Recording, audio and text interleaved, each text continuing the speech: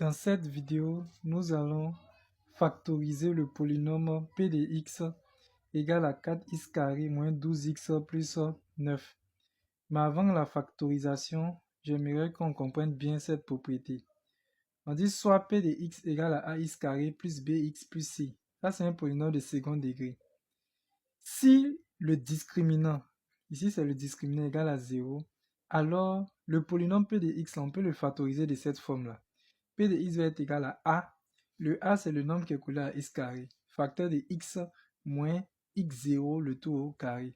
x0, c'est le 0 unique qui est égal à moins b sur 2a. Au cours de l'exercice, on va expliquer ça en détail. Donc, voici l'exemple. On nous demande de factoriser le polynôme p de x égal à 4x carré moins 12x plus 9.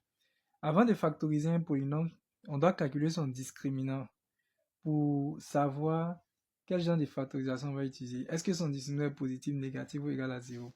Donc, nous allons commencer d'abord par le calcul du discriminant. Donc, discriminant est égal à b carré moins 4ac. Ça, c'est la formule du discriminant. Maintenant, nous allons appliquer. On aura discriminant égal. Ici, le b, dans notre exercice, ici, c'est moins 12. Alors, le b, c'est celui qui est collé au x, n'est pas au carré là. Donc, on aura moins 12. Et c'est bon de mettre ça en parenthèse. Donc, ça fait moins 12 au carré moins. Ensuite, la formule ici, c'est 4. Donc, on écrit 4ac. 4ac, ça veut dire 4 fois a. Dans notre exercice, notre a, c'est le 4. Donc, ça fait 4 fois 4 fois c. Notre c, c'est le 9. Donc, ça fait fois 9.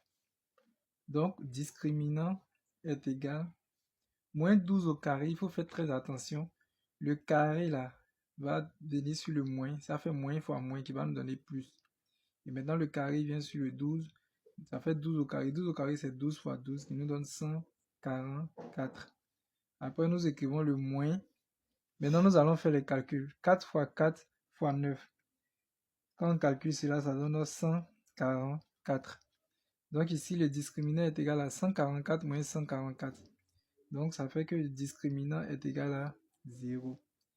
Maintenant qu'on sait que le discriminant est égal à 0, nous allons chercher x0. Le 0, le seul 0 qu'on aura. Donc ici, x0 est égal à, c'est une formule à connaître par cœur, moins b sur 2a. Donc si on va appliquer la formule, on aura moins. On va aller chercher le b dans notre polynôme. Donc ici, voici le polynôme en question. Notre b, c'est moins 12. Notre b, c'est moins 12. Donc, dans la formule, il y a déjà un moins. Donc, j'ai mis le moins.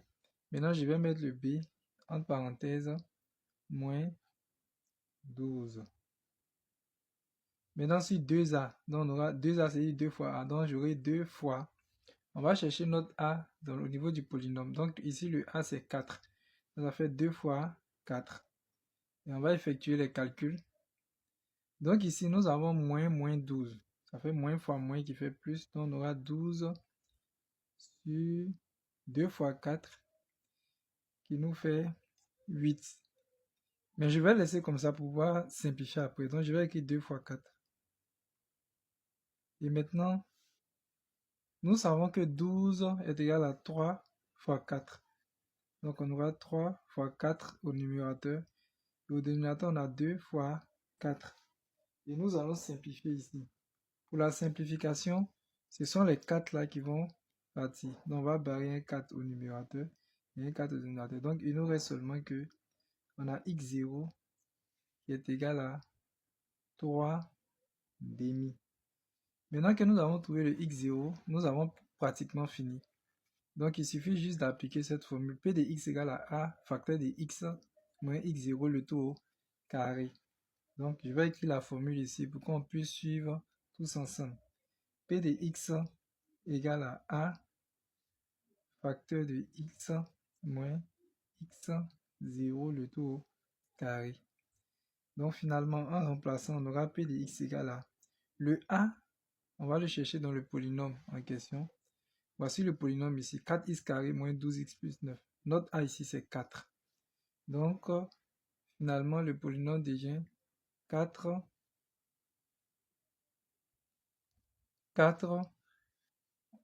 facteurs de, on ouvre la parenthèse, nous avons x, le x reste intact.